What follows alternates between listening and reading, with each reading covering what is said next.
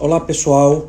A convidada de hoje do Diálogo Aberto é a juíza de direito, doutora Lorena Ocampos. O tema audiência de custódia e pacote anticrime. Sejam todos bem-vindos. Professora Lorena está chegando aqui agora.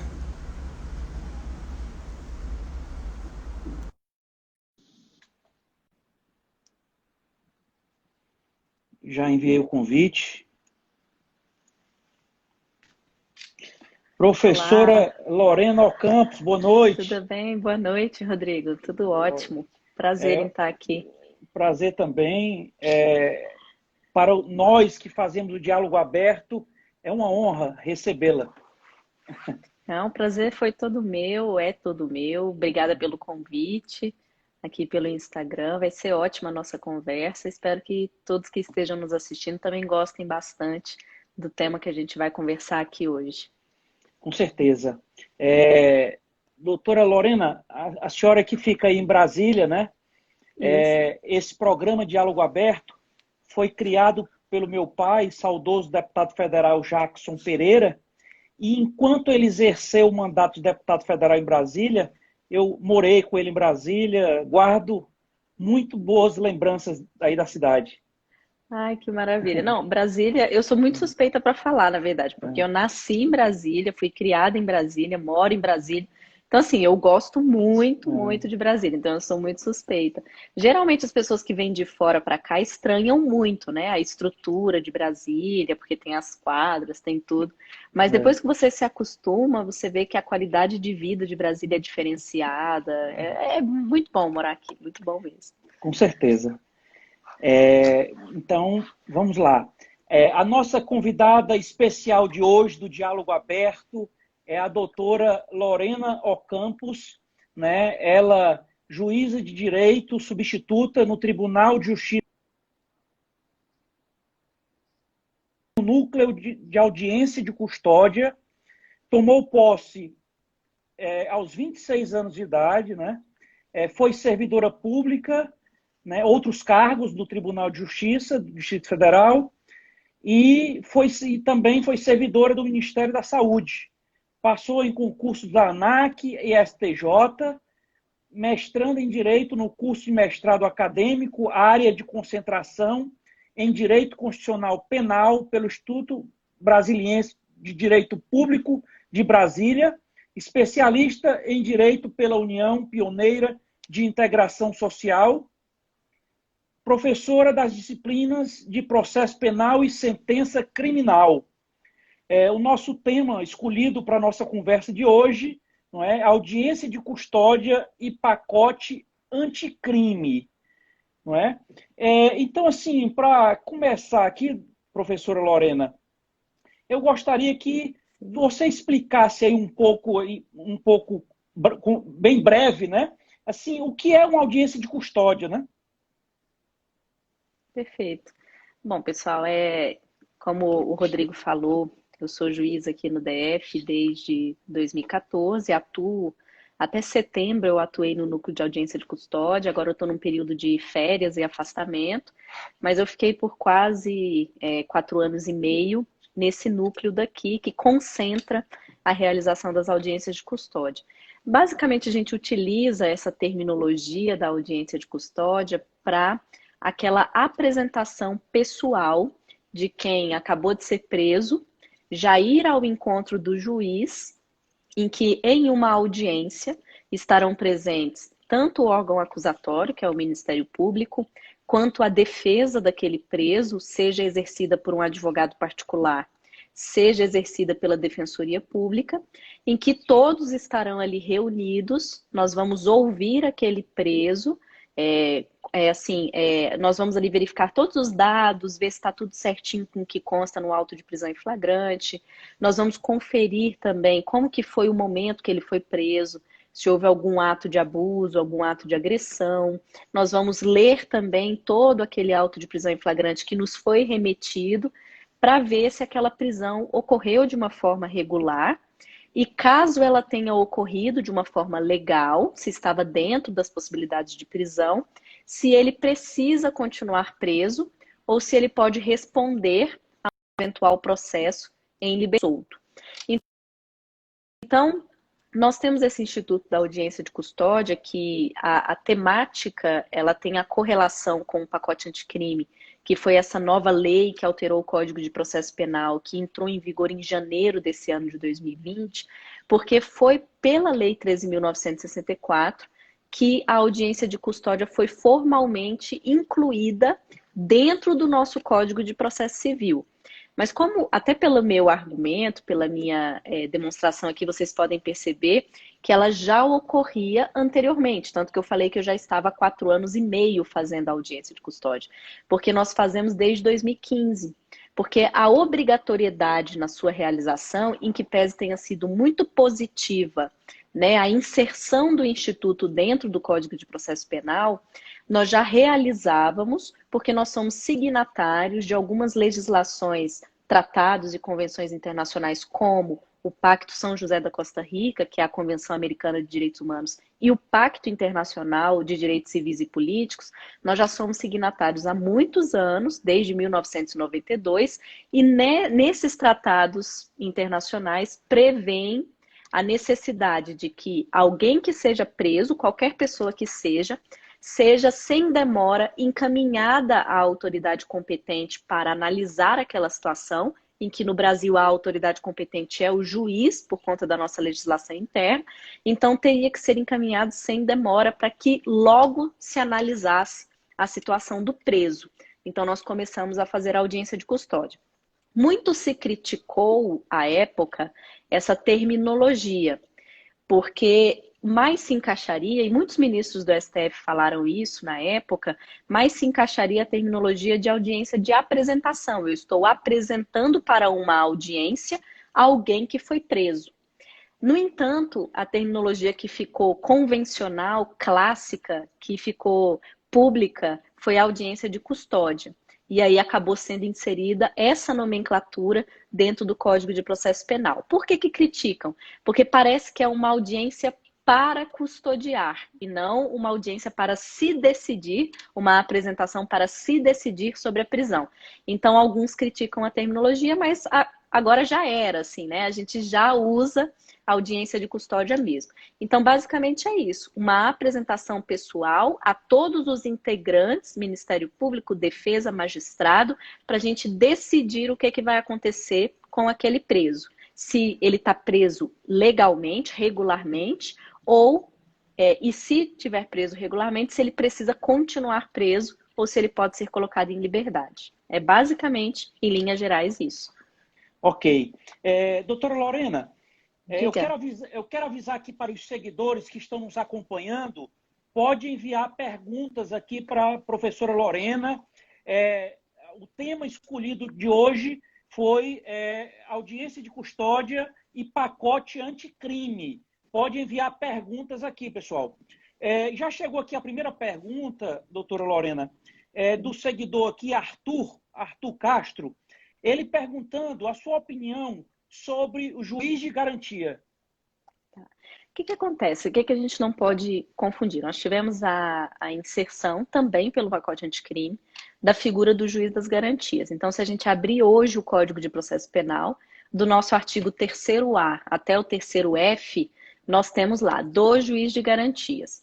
O que é, também em linhas gerais, o juiz das garantias? Eu separar aquele juiz que vai ficar responsável por deferir medidas, analisar o tempo do inquérito, verificar se aquele inquérito é regular, se há ali alguma causa de trancamento daquela investigação, nesta fase pré-processual, quando alguém ainda está sendo investigado.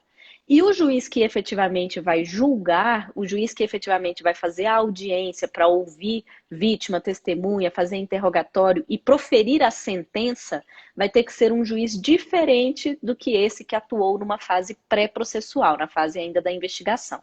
Então, o juiz das garantias seria, continua sendo o próprio juiz, por exemplo, eu fiz o concurso para magistratura e passei. Só que dentro do meu órgão, dentro do TJDFT, aqui em Brasília, nós teremos a divisão de juízes que terão a competência para atuar na fase da instrução e juízes que terão a competência para atuar apenas na fase do inquérito. Então, quando a gente abre o terceiro B, quando a gente abre lá no Código de Processo Penal, o que, que o juiz das garantias faz?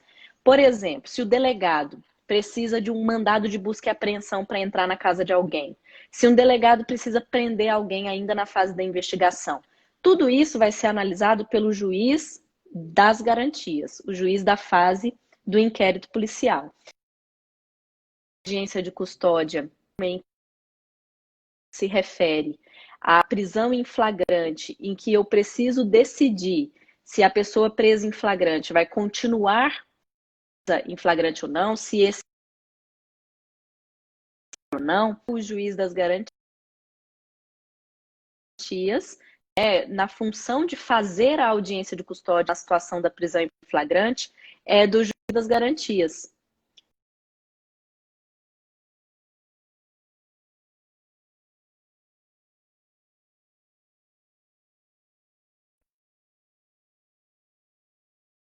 Nesse momento da fase pré-processual. Tá me ouvindo, Rodrigo? Não sei se deu uma travada.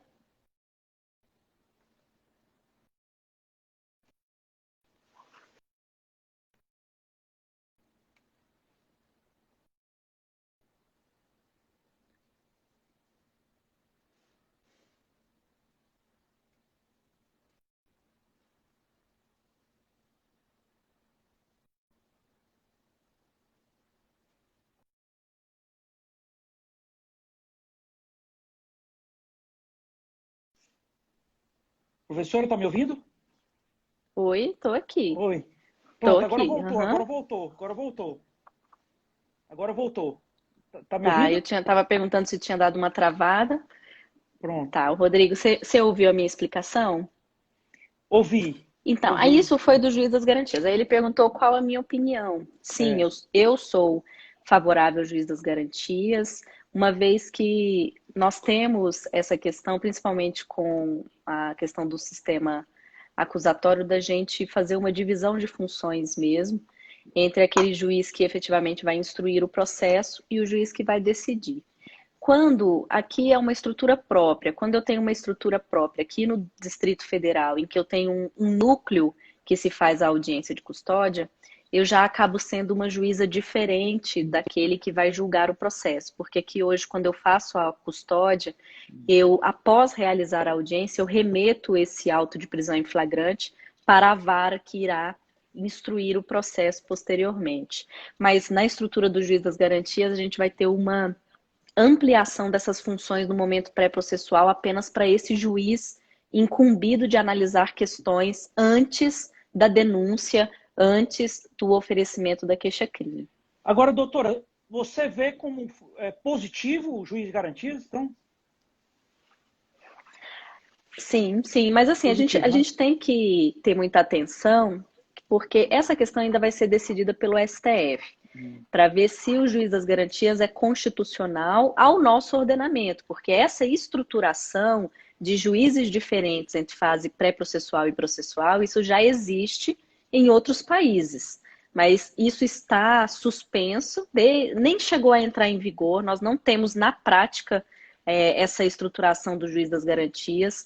Antes mesmo de entrar em vigor, que seria dia 23 de janeiro, houve uma suspensão numa cautelar pelo STF, e aí no dia 21 de janeiro foi suspenso. Nós não sabemos como é o juiz das garantias efetivamente na prática, está pendente de análise pelo STF. O ministro Luiz Fux tomou posse como presidente e no segundo semestre agora de 2020 ele não pautou essas ADINs, então vai ficar para o ano que vem, no mínimo o ano que vem, para essa decisão. Então, nós não conheceremos ainda o que é o juiz das garantias na prática em 2020. Nós vamos ter que aguardar essa análise pelo STF.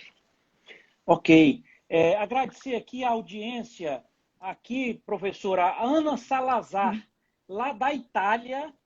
Lá já está um horário bem avançado e Sim, sim. ela está dizendo que está acordada, estava só esperando por essa live. Perfeito, que ótimo. Lá acho que são 5 horas de diferença, né? Eu acho que São estão 5 cinco horas. horas na frente. Sim, sim. Obrigado, Ana Salazar, aí, pelo prestígio.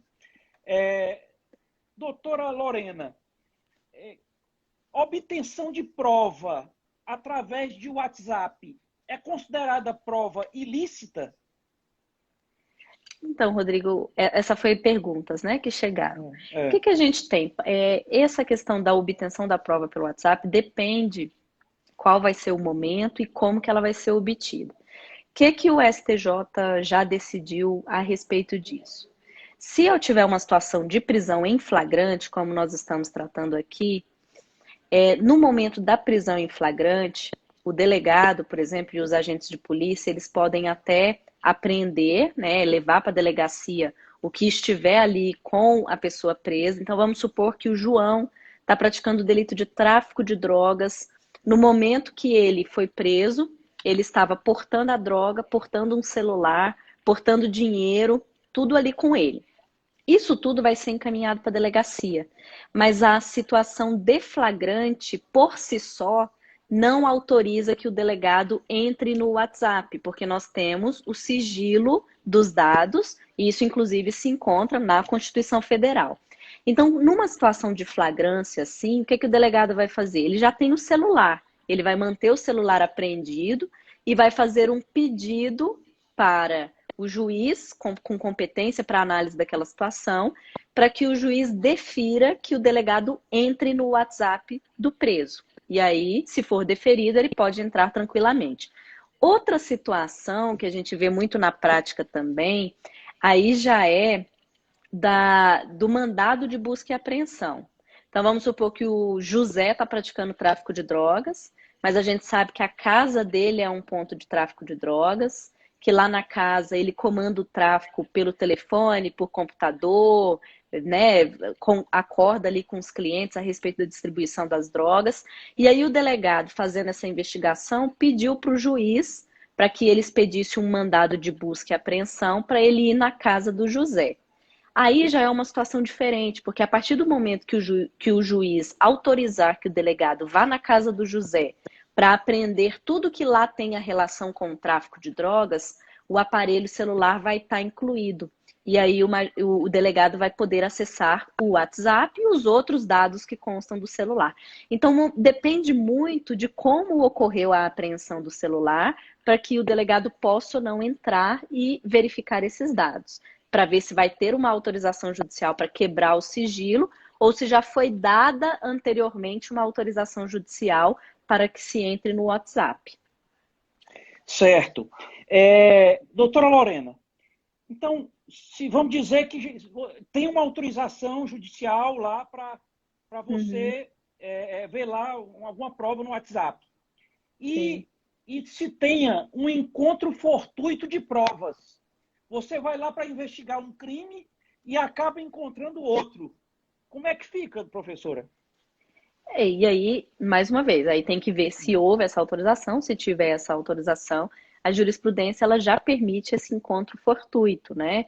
E aí isso vai ser analisado, claro, numa fase processual, vai ter que ver exatamente qual foi esse dado colhido, como que é, o que o delegado fez posteriormente com essa informação, para verificar a credibilidade dessas outras provas que foram encontradas. Mas, de regra, se já teve uma autorização judicial, poderá haver um encontro fortuito também de provas. Isso não acarretaria numa ilicitude. Ok. Professora, chegou aqui uma pergunta aqui da Úrsula. Ela pergunta, na questão do iPhone, a pessoa que sofre apreensão do bem pode ser obrigada a pôr o dedo, porque nem sempre conseguem desbloquear. Não, então, aí isso entra na mesma coisa que a gente falou sobre o sigilo de dados, né?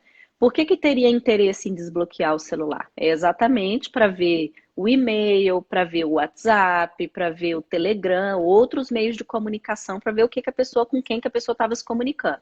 Então, mais uma vez, quando uma pessoa é presa em flagrante, ela não é obrigada a colocar o dedo, porque isso haveria a necessidade de uma autorização judicial prévia para que os agentes de polícia e delegados pudessem acessar o conteúdo do celular. Mas, como eu disse, diferente é se já houver uma autorização judicial e aí o agente já tem a possibilidade de apreender aquele celular, e aí nem vai precisar, na verdade, desbloquear com o dedo, porque eles vão conseguir acessar pelos seus meios tecnológicos e etc. Eles vão acessar os dados do celular de qualquer forma. Professora Lorena, tem uma polêmica atualmente, uns defendem a audiência de custódia por videoconferência. Como a senhora vê isso? Então, a gente hoje fica complicado, Rodrigo, porque nós não estamos numa situação de normalidade, né? Nós estamos numa situação que acho que ninguém imaginava que a gente ia passar em 2020, pelo menos não em 2019 a gente não imaginaria. Então, o que que nós temos? Quando a gente trata da audiência de custódia e a gente olha as legislações internacionais que eu falei, e os tratados e convenções, eles falam que tem que ser uma apresentação pessoal. Então, a apresentação pessoal não abre margem para videoconferência, é apresentar pessoalmente. Então, a regra, vamos falar numa situação de normalidade. Numa situação de normalidade é eu ter que levar a pessoa presencialmente ao juiz, ao Ministério Público, à defesa. Numa situação de normalidade, nós não temos a possibilidade da videoconferência, porque só a olho nu que nós conseguimos observar muitos detalhes no momento de conversar com o preso e verificar a integridade até física, corporal desse preso. Então, classicamente, na normalidade, a doutrina e até mesmo o Conselho Nacional de Justiça sempre foram contra a realização da videoconferência.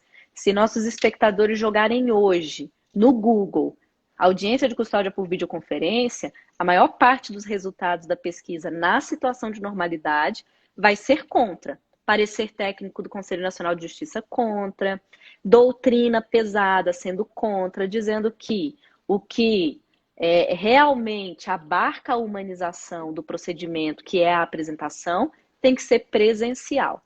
Isso numa situação de normalidade, mas agora a gente vem para uma situação da pandemia, que aí as coisas se complicaram um pouco, porque a gente viu a impossibilidade da apresentação pessoal, por algo que antes a gente não imaginava, né?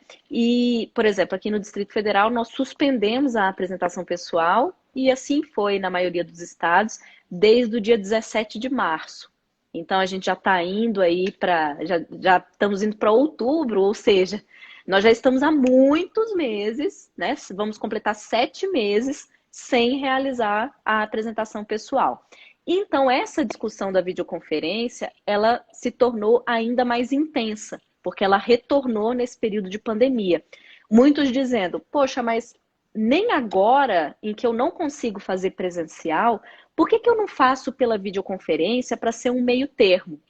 Eu não vou deixar de apresentar, que traz sérios prejuízos ali ao procedimento, o procedimento não está sendo feito, mas eu também não tenho como ser presencial porque aumenta o risco de transmissibilidade do novo coronavírus. Então vamos adotar um meio termo, videoconferência. No entanto, o Conselho Nacional de Justiça continuou sendo contra. E ele tem uma norma, uma resolução que foi emitida em junho desse ano, regulamentando as audiências criminais nas varas criminais por videoconferência. Em que situações elas podem ser feitas? Mas o artigo 19 da resolução proibiu expressamente, vedou expressamente a possibilidade de realizar audiência de custódia por videoconferência. O que fizeram? Levaram isso para o STF. Então, a Associação dos Magistrados Brasileiros, a AMB, vendo exatamente essa necessidade de chegar a um termo, já que não dá para fazer presencial, decidiu ajuizar o Maddim e encaminhou o tema para o STF, para ele decidir se pode fazer por videoconferência ou não. No entanto, isso ainda não foi julgado, nem a cautelar. Ainda está pendente de análise pelo STF. Então, nós não temos uma resolução nesse sentido. O que nós temos é uma norma que veda totalmente, que é a norma do CNJ, e assim os tribunais não estão fazendo por videoconferência. Não estão fazendo. Certo. Professor, chegou aqui uma pergunta aqui do seguidor aqui, Ronan. Ele pergunta, doutora, posso me recusar a colocar a senha no aparelho sob o argumento de não sou obrigado a produzir prova contra mim mesmo? É no mesmo sentido que a gente falou do dedo, né? Seria acessar, então caminha no mesmo sentido que nós comentamos sobre colocar o dedo ou colocar a senha. De regra, não. Também, de acordo com esse princípio constitucional que ele citou, mas exatamente porque existe um sigilo dos dados que constam naquele celular e que então pode-se apreender o celular na situação de flagrância, mas isso vai depender de uma autorização judicial para ver o que tem dentro daquele celular, por exemplo, o WhatsApp, que é o mais comum. Mas se já tiver uma autorização judicial prévia, aí eles vão acessar o celular de qualquer modo. Então, ok. Então está respondido também aí a pergunta do Diego, que foi mais ou menos nesse caminho. Professora, chegou aqui uma pergunta aqui da minha mãe, que está assistindo a live, tá? Marta Pereira. Ela pergunta, doutora Lorena, quem pode participar da audiência de custódia? E ela pergunta também, qual o papel do advogado na audiência? E ela ainda complementa, parabéns pelo seu grande desempenho na magistratura. Marta, um abraço para você. Muito obrigada pelo elogio. Vamos então à sua pergunta. Bom, quem pode participar da audiência? Como nós citamos, todo mundo tem que estar presente, né? Tem o juiz, que é quem vai ter que analisar a situação do preso, quem vai efetivamente decidir sobre o que vai acontecer na situação daquele preso, se ele vai continuar preso ou não, se aquela prisão foi regular ou não. Mas para isso, antes do juiz decidir, ele precisa ouvir as partes. Quem são as partes? Ele vai ter que ouvir o Ministério Público, que vai estar ali verificando e manifestando pela prisão ou não, manutenção ou não da prisão daquele preso. E nós teremos a parte da defesa, porque o preso, no processo penal, ele não pode ficar sozinho. Como nós temos toda uma força estatal contra o preso, porque nós temos o quê? A instituição da polícia, que é uma força estatal, nós temos o Ministério Público na Ação Penal Pública, que é uma força estatal. Então, o preso, ele não pode ficar sozinho tendo que se defender contra essa força estatal. Então, no processo penal, nós temos como obrigatória a participação de uma pessoa habilitada para tanto, que é a figura da defesa técnica, que é a figura daquele que estudou direito, tirou a AB e, portanto, tem habilitação técnica e jurídica para defender aquela pessoa. Pode ser um advogado particular, ou se aquele preso não tem condições de contratar um advogado, a Defensoria Pública vai assistir aquele preso, vai dar a assistência necessária. Então, qual é o papel do advogado no momento da audiência? O advogado, ele vai ficar atento para ver se aquele cliente dele foi preso da forma devida. Porque ele pode olhar para tudo que está escrito naquele auto de prisão em flagrante e verificar que tem alguma irregularidade, tem alguma ilegalidade, tem alguma inconstitucionalidade, não era para ter entrado na casa dele, ou então não era uma situação de flagrância, porque nós temos algumas espécies de situação de flagrância que tem que estar presente. Ele vai verificar se o delegado fez tudo da forma correta na delegacia, se fez todas as formalidades, porque o Código de Processo Penal nos traz tudo que o delegado tem que fazer, o delegado de polícia tem que fazer quando ele prende alguém. Então, o delegado pode conferir se ele fez tudo de acordo com a lei. Ele vai conferir se o cliente dele está machucado, se sofreu alguma agressão, se passou pelo exame de corpo de delito exatamente para verificar como foram essas agressões, para que a gente possa tomar providências no momento da audiência.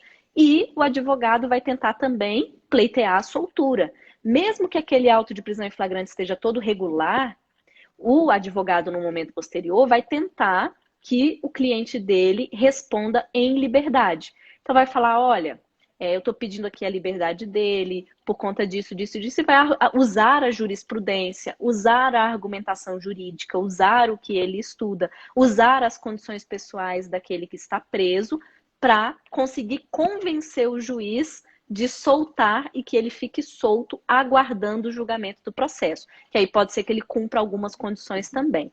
Mas, mais ou menos, em linhas gerais, esse é o papel do advogado na audiência de custódia, que é um papel importantíssimo, exercido tanto pelo advogado constituído, bem como pode ser também pela Defensoria Pública. Então, tem um papel muito importante na defesa dos direitos daquele que está preso e para verificar se consegue a soltura dele após a audiência. Professora, chegou aqui uma pergunta do seguidor Diego. Ele diz o seguinte, doutora, é possível pedir a nulidade das prisões por ausência de audiência de custódia? Então, o que ocorre? Nesse período da pandemia, a gente não está fazendo o mesmo. Ninguém vai declarar nenhuma nulidade de prisão pela ausência de audiência de custódia, porque, como eu citei, aqui no Distrito Federal e é a realidade de muitos estados. Desde o dia 17 de março não estamos fazendo audiência de custódia. E em outros estados, apesar de mudar a data, também não estão fazendo audiência de custódia. Por quê? Porque existe uma autorização por parte do Conselho Nacional de Justiça, que regulamenta também essa matéria de audiência de custódia na Resolução 213, mas eles pediu recomendações. Se você pesquisar, é a recomendação 62 do CNJ, alterada pela recomendação 68 também do CNJ. Nessa recomendação, ele coloca que é uma motivação idônea você não fazer a audiência de custódia nesse período do novo coronavírus, em razão de questões de saúde da alta transmissibilidade, porque na sala da audiência fica muita gente. Fica o juiz, fica o promotor, fica a defesa, fica o preso, fica a escolta do preso, fica os servidores do tribunal. Então, assim, são 10 pessoas ou mais dentro de uma audiência, não tem como a gente manter no período que nós estamos. Então, houve uma autorização para que se utilizasse como uma motivação idônea a não realização da audiência de custódia. Então, nós não estamos falando. Então, nulidade e ilegalidade nesse período da pandemia já não tem como falar. Mesmo que a gente retorne para uma situação de normalidade, essa questão da nulidade da prisão ou não também vai ser julgado pelo STF, porque o artigo 310, parágrafo 4º do Código de Processo Penal, que fala exatamente a respeito disso, Diego, que a ausência da audiência acarreta no relaxamento da prisão, que é ali reconhecer a ilegalidade da prisão. Isso também está pendente de julgamento no STF. Na mesma ADIM que entrou a respeito do juiz das garantias, também suspendeu essa previsão da ilegalidade. Então, como eu disse, não está pautado para 2020, nós vamos ter que aguardar a nova pauta do STF para 2021, para ver se esse tema será pautado para que o STF, então, diga a palavra final a respeito dessa consequência que é a ilegalidade pela não realização da custódia. Ok. Agradecer aqui a presença na live da empresária aqui no estado do Ceará, presidente do Ceará Convention Bureau, a Ivana Bezerra. Obrigado, Ivana, parabenizando aqui. Também a Rebeca Carioca, também aqui do Tribunal de Justiça aqui do Ceará, parabenizando aqui a exímia magistrada, professora Lorena. Obrigado, Rebeca. Professora, como a senhora vê a questão dessas mudanças de posicionamento do STF com relação à prisão de segunda instância? Ok. Bom, aqui a gente tem um tema, essa prisão na segunda instância. Inclusive vi que voltou para o Congresso, né, a tentativa agora, então, de incluir, de modificar a Constituição em termos de emenda constitucional para ver se inclui a prisão em segunda instância. A questão é que esse tema ele é debatido desde a promulgação da nossa Constituição, em que pese ela seja expressa de que somente pode se executar após o trânsito em julgado da condenação, não haveria a possibilidade dessa execução provisória sem o trânsito em julgado, mas mesmo assim nós tivemos uma discussão muito acirrada no STF, porque até 2016, Rodrigo, até fevereiro de 2016, não se podia essa execução provisória da pena. E a partir de fevereiro abriu-se a possibilidade, esse tema ficou muito acirrado, sobretudo em razão da Lava Jato, que nós tivemos muitos que foram colocados na execução provisória, e aí são escritórios famosos que conseguiram levar essa matéria com mais contundência para o STF, e isso começou a ser muito pautado, começou a ser muito divulgado, começou a ser muito discutido, mas a questão é que desde fevereiro de 2016 até novembro do ano passado, 2019, nós tivemos a possibilidade desta execução provisória. Havia-se uma interpretação feita por 6-5, para você ver o quanto que era acirrado, não era nada unânime, foi 6-5 no STF, sempre os julgados, e novamente por 6-5 se mudou a posição. A posição que hoje existe é uma interpretação literal da Constituição. Se a Constituição está falando trânsito em julgado da condenação, então vamos interpretar trânsito em julgado da condenação. Então não existe na Constituição a possibilidade de abertura para uma execução provisória. Por isso que agora, né, depois que o STF decidiu desse modo, a discussão avançou para o Congresso Nacional para que o Congresso fizesse uma emenda para alterar essa redação da Constituição Federal. Claro que existe uma discussão sobre a possibilidade ou não de se alterar essa matéria na Constituição Federal, da investigação. Tudo isso vai ser analisado pelo juiz das garantias, o juiz da fase do inquérito policial. A audiência de custódia se refere à prisão em flagrante, em que eu preciso decidir se a pessoa presa em flagrante vai continuar em flagrante ou não, se esse ou não, o juiz das garantias, na função de fazer a audiência de custódia na situação da prisão em flagrante, é do juiz das garantias.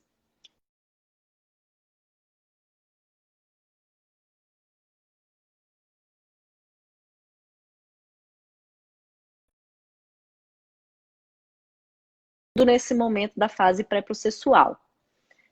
Tá me ouvindo, Rodrigo? Não sei se deu uma travada.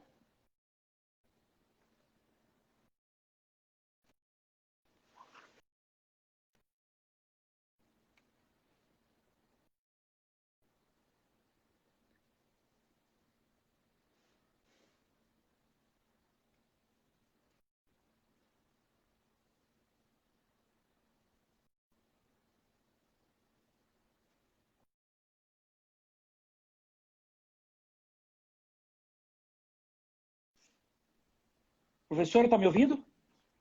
Oi, tô aqui. Oi. Tô Pronto, agora aqui. voltou, Uhum. agora voltou, agora voltou. Agora voltou. Tá me Tá, ouvindo? tava perguntando se tinha dado uma travada. Pronto. Tá, Rodrigo, você ouviu a minha explicação? Ouvi. Então, aí Ouvi. isso foi do juiz das garantias. Aí ele perguntou qual a minha opinião. Sim, É. eu sou favorável ao juiz das garantias, uma vez que nós temos essa questão, principalmente com a questão do sistema acusatório, da gente fazer uma divisão de funções mesmo, entre aquele juiz que efetivamente vai instruir o processo e o juiz que vai decidir. Quando aqui é uma estrutura própria, quando eu tenho uma estrutura própria aqui no Distrito Federal, em que eu tenho um núcleo que se faz a audiência de custódia, eu já acabo sendo uma juíza diferente daquele que vai julgar o processo, porque aqui hoje, quando eu faço a custódia, eu, após realizar a audiência, eu remeto esse auto de prisão em flagrante para a vara que irá instruir o processo posteriormente. Mas na estrutura do juiz das garantias, a gente vai ter uma ampliação dessas funções no momento pré-processual apenas para esse juiz incumbido de analisar questões antes da denúncia, antes do oferecimento da queixa-crime. Agora, doutora, você vê como positivo o juiz de garantias, então? Sim, sim, mas assim, Positivo, a né? gente tem que ter muita atenção, porque essa questão ainda vai ser decidida pelo STF, para ver se o juiz das garantias é constitucional ao nosso ordenamento, porque essa estruturação de juízes diferentes entre fase pré-processual e processual, isso já existe em outros países. Mas isso está suspenso, nem chegou a entrar em vigor, nós não temos na prática essa estruturação do juiz das garantias. Antes mesmo de entrar em vigor, que seria dia 23 de janeiro, houve uma suspensão numa cautelar pelo STF, e aí no dia 21 de janeiro foi suspenso. Nós não sabemos como é o juiz das garantias efetivamente na prática, está pendente de análise pelo STF. O ministro Luiz Fux tomou posse como presidente e no segundo semestre agora de 2020 ele não pautou essas ADINs, então vai ficar para o ano que vem, no mínimo o ano que vem, para essa decisão. Então nós não conheceremos ainda o que é o juiz das garantias na prática em 2020. Nós vamos ter que aguardar essa análise pelo STF. Ok. Agradecer aqui a audiência, aqui, professora Ana Salazar, lá da Itália. Lá já está um horário bem avançado. Sim, e sim. ela está dizendo que está acordada, estava só esperando por essa live. Perfeito, que ótimo. Lá acho que são 5 horas de diferença, eu né? acho São que são 5 5 horas. horas na frente. Sim, sim. Obrigado, Ana Salazar, aí, pelo prestígio. Doutora Lorena, obtenção de prova através de WhatsApp é considerada prova ilícita? Então, Rodrigo, essa foi perguntas, né, que chegaram. O É, que que a gente tem? Essa questão da obtenção da prova pelo WhatsApp depende qual vai ser o momento e como que ela vai ser obtida. O que o STJ já decidiu a respeito disso? Se eu tiver uma situação de prisão em flagrante, como nós estamos tratando aqui, no momento da prisão em flagrante, o delegado, por exemplo, e os agentes de polícia, eles podem até apreender, né, levar para a delegacia o que estiver ali com a pessoa presa. Então, vamos supor que o João está praticando o delito de tráfico de drogas. No momento que ele foi preso, ele estava portando a droga, portando um celular, portando dinheiro, tudo ali com ele. Isso tudo vai ser encaminhado para a delegacia, mas a situação de flagrante, por si só, não autoriza que o delegado entre no WhatsApp, porque nós temos o sigilo dos dados, e isso inclusive se encontra na Constituição Federal. Então, numa situação de flagrância assim, o que o delegado vai fazer? Ele já tem o celular, ele vai manter o celular apreendido e vai fazer um pedido para o juiz com competência para análise daquela situação, para que o juiz defira que o delegado entre no WhatsApp do preso. E aí, se for deferido, ele pode entrar tranquilamente. Outra situação que a gente vê muito na prática também, aí já é do mandado de busca e apreensão. Então vamos supor que o José está praticando tráfico de drogas, mas a gente sabe que a casa dele é um ponto de tráfico de drogas, que lá na casa ele comanda o tráfico pelo telefone, por computador, né, acorda ali com os clientes a respeito da distribuição das drogas. E aí o delegado, fazendo essa investigação, pediu para o juiz para que ele expedisse um mandado de busca e apreensão para ele ir na casa do José. Aí já é uma situação diferente, porque a partir do momento que o juiz autorizar que o delegado vá na casa do José para apreender tudo que lá tem a relação com o tráfico de drogas, o aparelho celular vai estar incluído. E aí o delegado vai poder acessar o WhatsApp e os outros dados que constam do celular.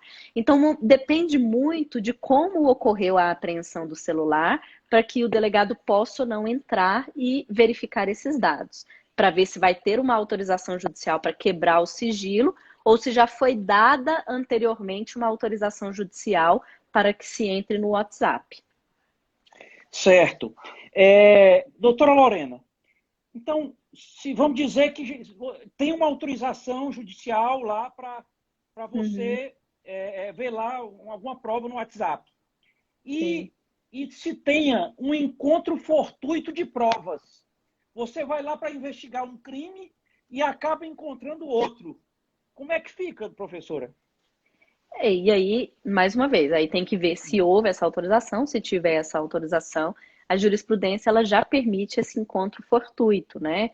E aí isso vai ser analisado, claro, numa fase processual, vai ter que ver exatamente qual foi esse dado colhido, como que é, o que o delegado fez posteriormente com essa informação, para verificar a credibilidade dessas outras provas que foram encontradas. Mas, de regra, se já teve uma autorização judicial, poderá vir um encontro fortuito também de provas. Isso não acarretaria numa ilicitude. Ok. Ok? Professora, chegou aqui uma pergunta aqui da Úrsula. Ela pergunta, na questão do iPhone, a pessoa que sofre apreensão do bem pode ser obrigada a pôr o dedo, porque nem sempre conseguem desbloquear. Não, então, aí isso entra na mesma coisa que a gente falou sobre o sigilo de dados, né? Por que teria interesse em desbloquear o celular? É exatamente para ver o e-mail, para ver o WhatsApp, para ver o Telegram, outros meios de comunicação, para ver o que a pessoa, com quem que a pessoa estava se comunicando. Então, mais uma vez, quando uma pessoa é presa em flagrante, ela não é obrigada a colocar o dedo, porque isso haveria a necessidade de uma autorização judicial prévia para que os agentes de polícia e delegados pudessem acessar o conteúdo do celular. Mas, como eu disse, diferente é se já houver uma autorização judicial e aí o agente já tem a possibilidade de apreender aquele celular, e aí nem vai precisar, na verdade, desbloquear com o dedo, porque eles vão conseguir acessar pelos seus meios tecnológicos e etc. Eles vão acessar os dados do celular de qualquer forma. Professora Lorena, tem uma polêmica atualmente. Uns Sim. defendem audiência de custódia por videoconferência. Como a senhora vê isso? Então, a gente hoje fica complicado, Rodrigo, porque nós não estamos numa situação de normalidade, né? Nós estamos numa situação que acho que ninguém imaginava que a gente ia passar em 2020, pelo menos não em 2019 a gente não imaginaria. Então, o que que nós temos? Quando a gente trata da audiência de custódia e a gente olha as legislações internacionais que eu falei, e os tratados e convenções, eles falam que tem que ser uma apresentação pessoal. Então, a apresentação pessoal não abre margem para videoconferência, é apresentar pessoalmente. Então, a regra, vamos falar numa situação de normalidade. Numa situação de normalidade é eu ter que levar a pessoa presencialmente ao juiz, ao Ministério Público, à defesa. Numa situação de normalidade, nós não temos a possibilidade da videoconferência, porque só a olho nu que nós conseguimos observar muitos detalhes no momento de conversar com o preso e verificar a integridade até física, corporal desse preso. Então, classicamente, na normalidade, a doutrina e até mesmo o Conselho Nacional de Justiça sempre foram contra a realização da videoconferência. Se nossos espectadores jogarem hoje no Google audiência de custódia por videoconferência, a maior parte dos resultados da pesquisa na situação de normalidade vai ser contra. Parecer técnico do Conselho Nacional de Justiça contra, doutrina pesada sendo contra, dizendo que o que realmente abarca a humanização do procedimento, que é a apresentação, tem que ser presencial.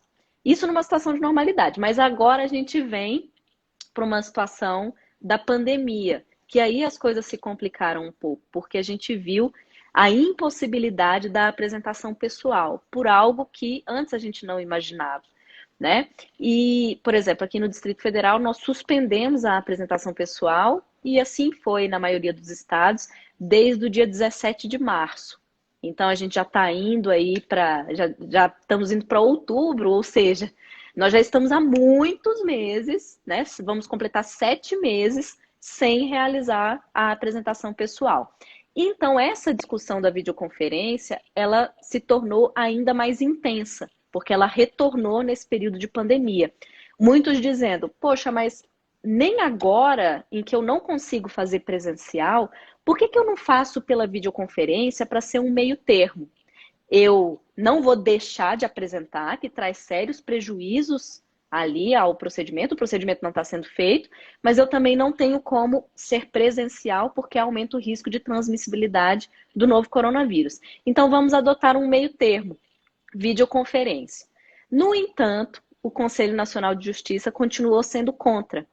E ele tem uma norma, uma resolução que foi emitida em junho desse ano, regulamentando as audiências criminais nas varas criminais por videoconferência. Em que situações elas podem ser feitas? Mas o artigo 19 da resolução proibiu expressamente, vedou expressamente a possibilidade de realizar audiência de custódia por videoconferência. O que fizeram? Levaram isso para o STF. Então, a Associação dos Magistrados Brasileiros, a AMB, vendo exatamente essa necessidade de chegar a um termo, já que não dá para fazer presencial, decidiu ajuizar o Maddim e encaminhou o tema para o STF, para ele decidir se pode fazer por videoconferência ou não. No entanto, isso ainda não foi julgado, nem a cautelar. Ainda está pendente de análise pelo STF. Então, nós não temos uma resolução nesse sentido. O que nós temos é uma norma que veda totalmente, que é a norma do CNJ, e assim os tribunais não estão fazendo por videoconferência. Não estão fazendo. Certo. Professor, chegou aqui uma pergunta aqui do seguidor aqui, Ronan. Ele pergunta, doutora, posso me recusar a colocar a senha no aparelho sob o argumento de não sou obrigado a produzir prova contra mim mesmo? É no mesmo sentido que a gente falou do dedo, né? Seria acessar, então caminha no mesmo sentido que nós comentamos sobre colocar o dedo ou colocar a senha. De regra, não. Também de acordo com esse princípio constitucional que ele citou, mas exatamente porque existe um sigilo dos dados que constam naquele celular, e que então pode-se apreender o celular na situação de flagrância, mas isso vai depender de uma autorização judicial para ver o que tem dentro daquele celular, por exemplo, o WhatsApp, que é o mais comum. Mas se já tiver uma autorização judicial prévia, aí eles vão acessar o celular de qualquer modo. Então, ok. Então está respondido também aí a pergunta do Diego, que foi mais ou menos nesse caminho. Perfeito. Professora, chegou aqui uma pergunta aqui da minha mãe, que está assistindo a live, tá? Marta Pereira. Ela pergunta, doutora Lorena, quem pode participar da audiência de custódia? E ela pergunta também, qual o papel do advogado na audiência? E ela ainda complementa, parabéns pelo seu grande desempenho na magistratura. Marta, um abraço para você. Muito obrigada pelo elogio. Vamos então à sua pergunta. Bom, quem pode participar da audiência? Como nós citamos, todo mundo tem que estar presente, né? Tem o juiz, que é quem vai ter que analisar a situação do preso, quem vai efetivamente decidir sobre o que vai acontecer na situação daquele preso, se ele vai continuar preso ou não, se aquela prisão foi regular ou não. Mas para isso, antes do juiz decidir, ele precisa ouvir as partes. Quem são as partes? Ele vai ter que ouvir o Ministério Público, que vai estar ali verificando e manifestando pela prisão ou não, manutenção ou não da prisão daquele preso. E nós teremos a parte da defesa, porque o preso, no processo penal, ele não pode ficar sozinho. Como nós temos toda uma força estatal contra o preso, porque nós temos o quê? A instituição da polícia, que é uma força estatal, nós temos o Ministério Público na Ação Penal Pública, que é uma força estatal. Então, o preso, ele não pode ficar sozinho tendo que se defender contra essa força estatal. Então, no processo penal, nós temos como obrigatória a participação de uma pessoa habilitada para tanto, que é a figura da defesa técnica, que é a figura daquele que estudou direito, tirou a AB e, portanto, tem habilitação técnica e jurídica para defender aquela pessoa. Pode ser um advogado particular, ou se aquele preso não tem condições de contratar um advogado, a Defensoria Pública vai assistir aquele preso, vai dar a assistência necessária. Então, qual é o papel do advogado no momento da audiência? O advogado, ele vai ficar atento para ver se aquele cliente dele foi preso da forma devida. Porque ele pode olhar para tudo que está escrito naquele auto de prisão em flagrante e verificar que tem alguma irregularidade, tem alguma ilegalidade, tem alguma inconstitucionalidade, não era para ter entrado na casa dele, ou então não era uma situação de flagrância, porque nós temos algumas espécies de situação de flagrância que tem que estar presente. Ele vai verificar se o delegado fez tudo da forma correta na delegacia, se fez todas as formalidades, porque o Código de Processo Penal nos traz tudo que o delegado tem que fazer, o delegado de polícia tem que fazer quando ele prende alguém. Então, o delegado pode conferir se ele fez tudo de acordo com a lei. Ele vai conferir se o cliente dele está machucado, se sofreu alguma agressão, se passou pelo exame de corpo de delito exatamente para verificar como foram essas agressões, para que a gente possa tomar providências no momento da audiência. E o advogado vai tentar também pleitear a soltura. Mesmo que aquele auto de prisão em flagrante esteja todo regular, o advogado, no momento posterior, vai tentar que o cliente dele responda em liberdade. Então, vai falar, olha, eu estou pedindo aqui a liberdade dele por conta disso, disso, disso, e vai usar a jurisprudência, usar a argumentação jurídica, usar o que ele estuda, usar as condições pessoais daquele que está preso para conseguir convencer o juiz de soltar e que ele fique solto aguardando o julgamento do processo. Que aí pode ser que ele cumpra algumas condições também. Mas, mais ou menos, em linhas gerais, esse é o papel do advogado na audiência de custódia, que é um papel importantíssimo, exercido tanto pelo advogado constituído, bem como pode ser também pela Defensoria Pública. Então, tem um papel muito importante na defesa dos direitos daquele que está preso e para verificar se consegue a soltura dele após a audiência. Professora, chegou aqui uma pergunta do seguidor Diego. Ele diz o seguinte, doutora, é possível pedir a nulidade das prisões por ausência de audiência de custódia? Então, o que ocorre? Nesse período da pandemia, a gente não está fazendo o mesmo. Ninguém vai declarar nenhuma nulidade de prisão pela ausência de audiência de custódia, porque, como eu citei, aqui no Distrito Federal, e é a realidade de muitos estados, desde o dia 17 de março não estamos fazendo audiência de custódia. E em outros estados, apesar de mudar a data, também não estão fazendo audiência de custódia. Por quê? Porque existe uma autorização por parte do Conselho Nacional de Justiça, que regulamenta também essa matéria de audiência de custódia na Resolução 213, mas eles pediu recomendações. Se você pesquisar, é a recomendação 62 do CNJ, alterada pela recomendação 68 também do CNJ. Nessa recomendação, ele coloca que é uma motivação idônea você não fazer a audiência de custódia nesse período do novo coronavírus, em razão de questões de saúde da alta transmissibilidade, porque na sala da audiência fica muita gente. Fica o juiz, fica o promotor, fica a defesa, fica o preso, fica a escolta do preso, fica os servidores do tribunal. Então, assim, são 10 pessoas ou mais dentro de uma audiência, não tem como a gente manter no período que nós estamos. Então, houve uma autorização para que se utilizasse como uma motivação idônea a não realização da audiência de custódia. Então, nós não estamos falando. Então, nulidade e ilegalidade nesse período da pandemia já não tem como falar. Mesmo que a gente retorne para uma situação de normalidade, essa questão da nulidade da prisão ou não também vai ser julgado pelo STF. Porque o artigo 310, parágrafo 4º do Código de Processo Penal, que fala exatamente a respeito disso, Diego, que a ausência da audiência acarreta no relaxamento da prisão, que é ali reconhecer a ilegalidade da prisão. Isso também está pendente de julgamento no STF. Na mesma DIN que entrou a respeito do juiz das garantias, também suspendeu essa previsão da ilegalidade. Então, como eu disse, não está pautado para 2020, nós vamos ter que aguardar a nova pauta do STF para 2021, para ver se esse tema será pautado para que o STF, então, diga a palavra final a respeito dessa consequência que é a ilegalidade pela não realização da custódia. Ok.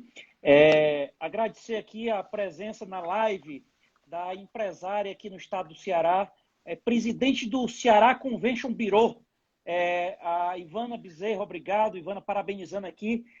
Também a Rebeca Carioca, também aqui do Tribunal de Justiça aqui do Ceará, parabenizando aqui Sim. a exímia magistrada, professora Lorena. Obrigado, Rebeca. Obrigada. Professora, como a senhora vê a questão dessas mudanças de posicionamento do STF com relação à prisão de segunda instância? Ok. Bom, aqui a gente tem um tema, essa prisão na segunda instância, inclusive vi que voltou para o Congresso, né, a tentativa agora, então, de incluir, de modificar a Constituição em termos de emenda constitucional, para ver se inclui a prisão em segunda instância. A questão é que esse tema ele é debatido desde a promulgação da nossa Constituição, em que pese ela seja expressa de que somente pode se executar após o trânsito em julgado da condenação, não haveria a possibilidade dessa execução provisória sem o trânsito em julgado, mas mesmo assim nós tivemos uma discussão muito acirrada no STF, porque até 2016, Rodrigo, até fevereiro de 2016, não se podia essa execução provisória da pena. E a partir de fevereiro abriu-se a possibilidade, esse tema ficou muito acirrado, sobretudo em razão da Lava Jato, que nós tivemos muitos que foram colocados na execução provisória, e aí são escritórios famosos que conseguiram levar essa matéria com mais contundência para o STF, e isso começou a ser muito pautado, começou a ser muito divulgado, começou a ser muito discutido, mas a questão é que desde fevereiro de 2016 até novembro do ano passado, 2019, nós tivemos a possibilidade desta execução provisória. Havia-se uma interpretação feita por 6-5, para você ver o quanto que era acirrado, não era nada unânime, foi 6-5 no STF, sempre os julgados, e novamente por 6-5 se mudou a posição. A posição que hoje existe é uma interpretação literal da Constituição. Se a Constituição está falando trânsito em julgado da condenação, então vamos interpretar trânsito em julgado da condenação. Então, não existe na Constituição a possibilidade de abertura para uma execução provisória. Por isso que agora, né, depois que o STF decidiu desse modo, a discussão avançou para o Congresso Nacional, para que o Congresso fizesse uma emenda para alterar essa redação da Constituição Federal. Claro que existe uma discussão sobre a possibilidade ou não de se alterar essa matéria na Constituição Federal, mas o que estão querendo é alterar a redação desse artigo para poder se permitir a execução a partir do julgamento em segunda instância, que aí sim nós teríamos a confirmação em segunda instância, não precisaria subir para STF e para STJ para já ocorrer o cumprimento daquela pena, o início de cumprimento daquela pena imposta na sentença e confirmada pelo tribunal de segunda instância. Então, a gente ainda vai ter um debate a respeito disso, mas agora no Congresso Nacional, porque no STF a questão ficou mais decidida em novembro do ano passado pela impossibilidade de execução provisória. Professora Lorena, eu quero avisar aí os seguidores que quiserem enviar perguntas, podem enviar aí relacionadas à audiência de custódia e pacote anticrime. Professora, então quais foram, com relação ao pacote anticrime, quais foram as alterações que tiveram com relação à obtenção de provas? Obtenção de provas. Veja, o pacote anticrime ele trouxe muitas alterações no nosso sistema criminal, né? A Lei 13.964, ela altera não é só o Código de Processo Penal, ela altera o Código Penal, ela altera legislações como legislação de drogas, organizações criminosas, alterou várias. Quanto à obtenção de prova, algo que impacta nessa obtenção é a questão do juiz das garantias, que, como eu falei, a gente vai ter essa divisão, né, de funções. Então, aquele juiz que atuou na fase da investigação, ele não vai poder analisar provas numa fase judicial, vai ter que ser outro juiz que, num primeiro contato com as provas na fase judicial, vai ter que instruir e julgar aquilo. E lá no tema de provas, também no processo penal, no artigo 157, tentou ali, mas isso também está suspenso, com eficácia suspensa, tentou, para aquele juiz que reconhecer a ilicitude de uma prova, então, quando, vamos supor, eu estou aqui julgando um processo, e de repente eu verifico que uma das provas foram obtidas mediante tortura. Vamos dar um exemplo bem emblemático, assim, para ficar mais claro para quem está nos assistindo. Vamos supor que determinada prova foi obtida mediante tortura. E eu, Lorena, reconheço que realmente não tem como eu usar aquela prova, porque ela é ilegal, ela é ilícita, ela é nula, eu preciso tirar ela do processo. O pacote anticrime, então, tentou fazer com que esse juiz que tomou conhecimento dessa prova e que a retirou do processo, que ele não julgasse o processo. Porque, querendo ou não, mesmo que a prova saísse do processo, isso já entrou na cabeça do juiz, já teria entrado, então, na cabeça do juiz. E então tentou fazer isso, que seja um outro juiz, um substituto que julgue o processo e não aquele que tomou conhecimento da prova ilícita. Só que, mais uma vez, isso entra no nosso pacote de coisas a serem decididas pelo STF, as mesmas ADINs que eu citei a respeito de juiz das garantias, a respeito do artigo 310, parágrafo 4º da ilegalidade das prisões pela não realização da audiência de custódia no prazo, também entramos com esse artigo 157, parágrafo 5º, na tentativa de que o juiz não julgue o processo quando reconhece uma ilicitude de prova. Então, a gente tem que novamente aguardar ali a análise pelo STF a partir do ano que vem. Professora Lorena, chegou uma pergunta aqui da seguidora Paula. Doutora, é possível que o juiz converta o flagrante em prisão preventiva sem que o Ministério Público requeira? Ok, Rodrigo, essa também é uma discussão bem acalorada no nosso sistema.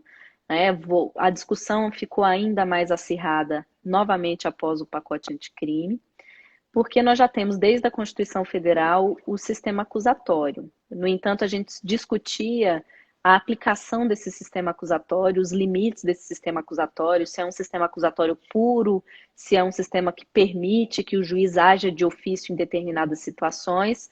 E com o pacote anticrime, nós tivemos mais uma vez a inserção do sistema acusatório, agora de forma expressa, no Código de Processo Penal, no artigo 3º-A. E algumas redações do título de prisão foram alteradas também pelo pacote anticrime, como exatamente o artigo 283 e o artigo 311, que dizem então que o juiz agora não pode prender alguém sem que haja uma provocação de um dos legitimados. Então, por exemplo, se o Ministério Público não pediu, se o delegado de polícia não pediu, se algum dos legitimados descritos na lei não pedirem para o juiz, ele não poderia simplesmente atuar de ofício, de proativo e querer prender alguém sem que haja uma provocação. Porque no sistema acusatório, o juiz tem que se manter afastado dessa proatividade, então ele tem que ser provocado a atuar, porque ele é equidistante, ele não atua como parte. No entanto, nós temos no 310 essa situação que não seria efetivamente, na forma com que a jurisprudência diz, não é exatamente uma decretação. Seria uma conversão da prisão em flagrante em preventiva no momento que se analisa um auto de prisão em flagrante na audiência de custódia. Então, essa discussão está tendo se é possível ou não. O que é que o STJ diz? O STJ ele tem julgados, inclusive hoje saiu mais um julgado da 5ª turma do STJ, foi publicado, teve também um julgado, dizendo que é possível sim. Eu posso estar na audiência de custódia, eu, Lorena, magistrada, eu posso estar na audiência de custódia, o preso na minha frente. No momento da manifestação das partes, o Ministério Público diz que não quer a prisão, a defesa concorda com o Ministério Público, diz que não há necessidade na prisão. Para o STJ, tratando-se de uma conversão do flagrante em preventiva, eu, Lorena, poderia, de qualquer modo, converter de ofício, sem a manifestação do Ministério Público. Isso é muito criticado, nós ainda teremos muito debate. Nós temos, inclusive, uma medida cautelar num HC do ministro Celso de Mello no STF, que ele foi contra esta possibilidade, ele entendeu que não é possível converter o flagrante em preventiva, mas o que nós temos hoje no nosso sistema é a posição firmada pelo STJ sobre a possibilidade. Seria possível, sim. Ok. Doutora, uma pergunta aqui da Mari. A autoridade que efetuou a prisão pode participar da audiência de custódia? Então, não pode. Por quê? Porque na audiência de custódia é um momento daquele preso ter um ambiente seguro, porque ele vai estar ali com um juiz, ele vai estar ali com um advogado, que ou ele contratou porque ele confia, ou porque é uma instituição confiável, que é a Defensoria Pública, e ele vai estar com o Ministério Público, que é quem exerce o controle externo da atividade policial, e isso segundo as atribuições dadas pelo artigo 129 da Constituição Federal. Então, ele tem ali atores muito importantes na frente dele, em que ele precisa ter um ambiente seguro para relatar qualquer tipo de agressão, qualquer tipo de abuso, qualquer irregularidade que tenha ocorrido desde o momento que ele foi detido. Então, quem é que tenha participado do momento anterior, seja um agente de polícia, seja o delegado de polícia, não pode estar no ambiente da audiência de custódia. Por isso que muitas vezes também a gente tem que ter o cuidado com a escolta, principalmente em cidades mais pequenas, em comarcas mais pequenas, porque a escolta que está ali junto com o preso na sala de audiência não podem ser os policiais que eventualmente prenderam ele na rua ou que fizeram e estavam dentro da delegacia de polícia. Não pode ser, tem que ter esse cuidado. Em cidades maiores é mais tranquilo, por exemplo, aqui em Brasília, eu tenho naturezas, espécies diferentes e cargos diferentes dentro da polícia para aqueles que atuam na rua, para aqueles que atuam na delegacia e para aqueles que estão escoltando na audiência de custódia. Então, eu, por exemplo, não tenho problema com isso, mas tem que se conferir realmente para que não sejam as mesmas pessoas, para que o preso fique tranquilo para relatar qualquer abuso sofrido. Ok.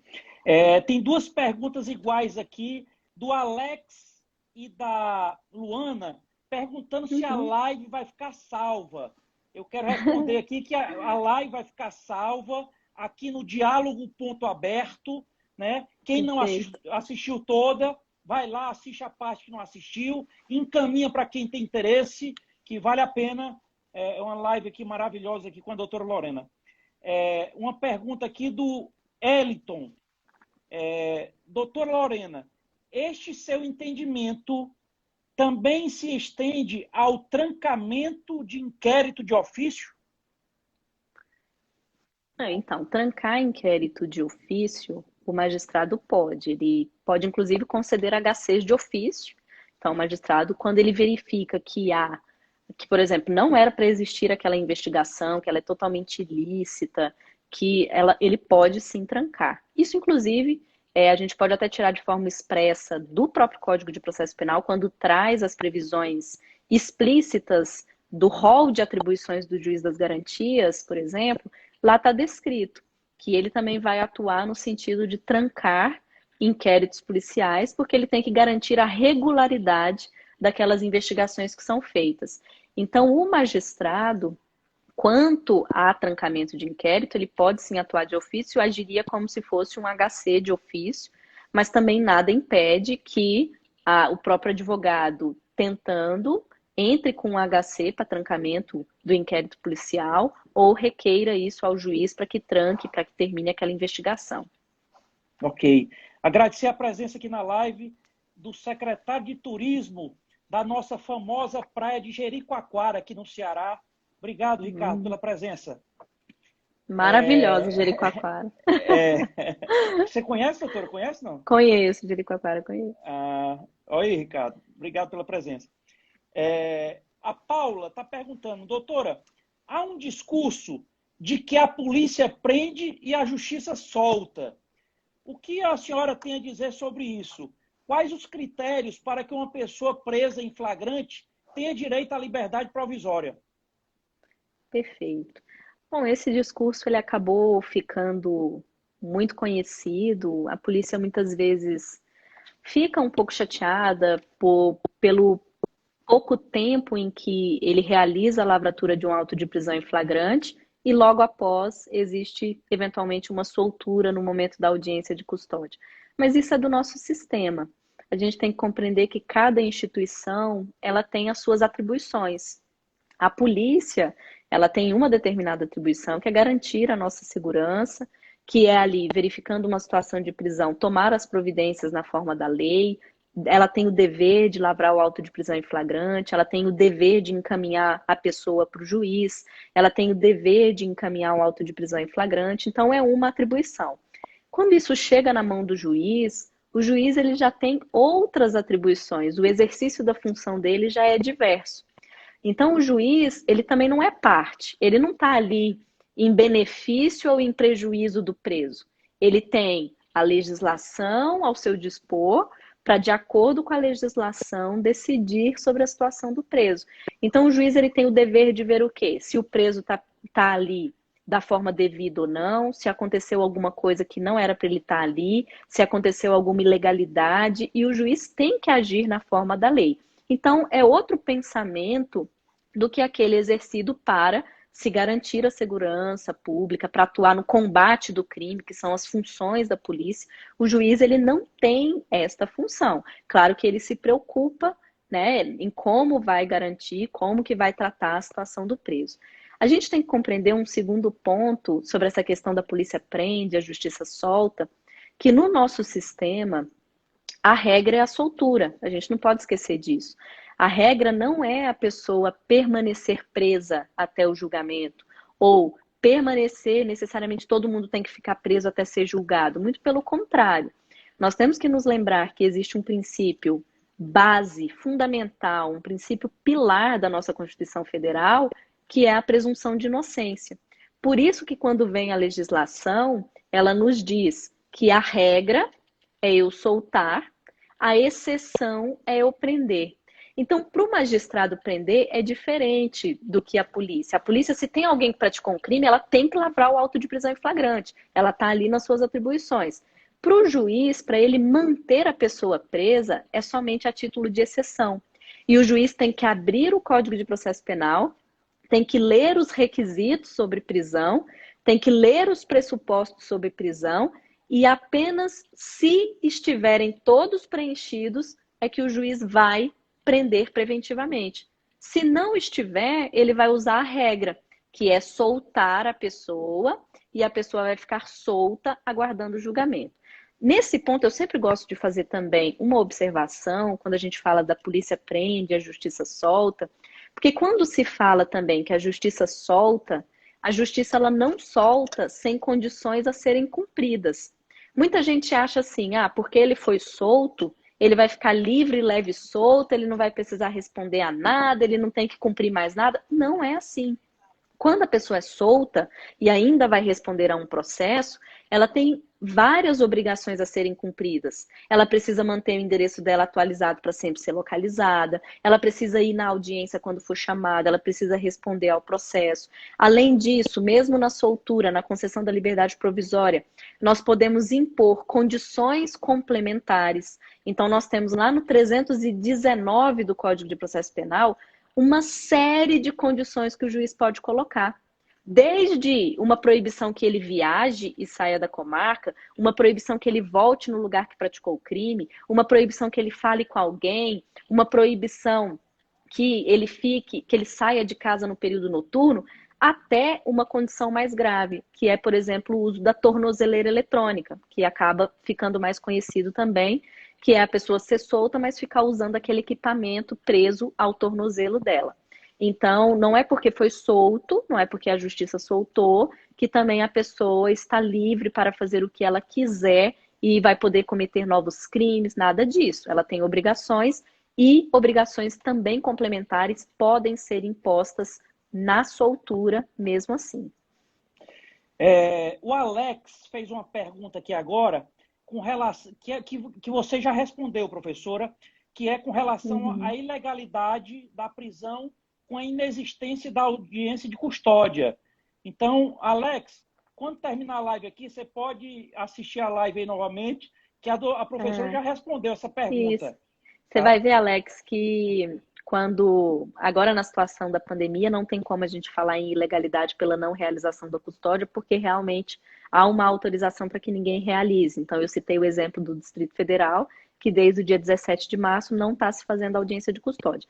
Mas na normalidade, Alex, se você der uma pesquisada na jurisprudência do STJ, infelizmente ainda havia uma relutância no reconhecimento de ilegalidades. Muitas vezes, quando existe uma análise do auto de prisão em flagrante, mesmo sem a realização da audiência de custódia, mas com a conversão da prisão em preventiva, acaba que o STJ diz que o título da prisão, né, não é mais flagrante, é preventivo, o título mudou, e aí o STJ não tem reconhecido a ilegalidade. Não sabemos como isso vai ficar, porque, como eu disse também, o STF vai analisar um pouco dessa questão da ilegalidade ou não pela não realização da custódia, lá no artigo 310, parágrafo 4º, que está suspenso e vai ser objeto ainda de análise pelo STF. Doutora, nós temos aí poucos minutos aqui, se a senhora puder responder essa pergunta aqui com um pouco de brevidade, né? Doutora, o ANPP para você é de concessão obrigatória pelo MP se atingidos os requisitos legais ou é discricionário? Perfeito. A gente tem muita discussão, não só no acordo de não persecução penal, que é o ANPP, mas também na questão dos outros institutos de justiça consensual, de justiça negociada, né? Que nós temos os institutos despenalizadores como a transação penal, a suspensão condicional do processo. Então, hoje o que nós temos? A ampliação desse rol de justiça negociada com a vinda do ANPP no Código, né? Ele já estava previsto numa resolução do CNMP, mas isso de ser um poder discricionário do MP ou um direito subjetivo daquele que vai receber o benefício já era discutido em termos de transação penal e suspensão condicional do processo. O que se entende é que, assim, não cabe à magistrada, não cabe ao juiz analisar o benefício ou não. Todos esses benefícios que eu citei, eles são de atribuição do Ministério Público, né? Então, o Ministério Público analisa se haverá a transação penal, o Ministério Público analisa se vai ter a suspensão condicional do processo, o Ministério Público analisa se vai ter o ANPP.